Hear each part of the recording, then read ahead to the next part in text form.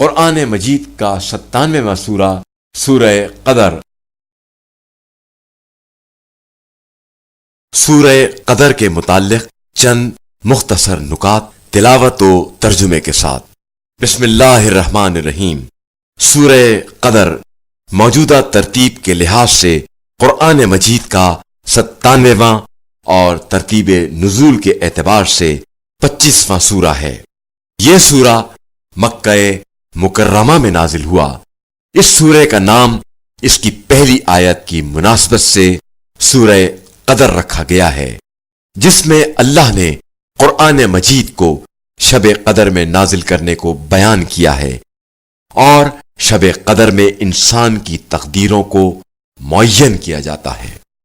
اس سورہ میں شب قدر کا ذکر ہوا ہے، اور شب قدر ماہ مبارک رمضان کی 19، 21 اور 23ویں شب کو کہا جاتا ہے، جس میں ایک ہی دفعہ پورا قرآن قلب رسول صلی اللہ علیہ وآلہ وسلم پر نازل ہوا ہے، اور یہ شب اتنی عظیم ہے کہ 1000 مہینوں سے بہتر ہے۔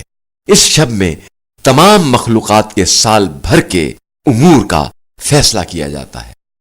آیت نمبر 4 کے مطابق اس رات فرشتے اور روح الامین یعنی جبرائیل علیہ السلام زمین پر اللہ کے سال بھر کے لیے مقرر کیے گئے احکامات کو لے کر نازل ہوتے ہیں۔ جو شخص اپنی کسی واجب نماز میں اس سورے کی تلاوت کرے گا تو منادی ندا دے گا کہ اے بندہ خدا، تیرے گزشتہ گناہ معاف کر دیے گئے ہیں۔ بسم اللہ الرحمن الرحیم۔ بنام خدائے رحمان و رحیم۔ انا انزلناہ فی لیلۃ القدر۔ ہم نے اس قرآن کو شب قدر میں نازل کیا۔ وما ادراک ما لیلۃ القدر۔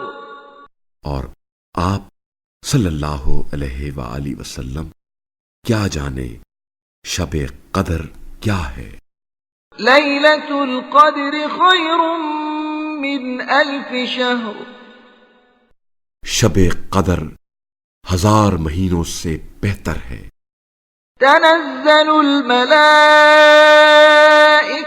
والروح فيها بإذن ربهم من كل امر۔ فرشتے اور روح اس شب میں اپنے رب کے اذن سے تمام تعیین شدہ حکم لے کر نازل ہوتے ہیں۔ سلام هي حتى مطلع الفجر۔ یہ رات طلوع فجر تک سلامتی ہی سلامتی ہے۔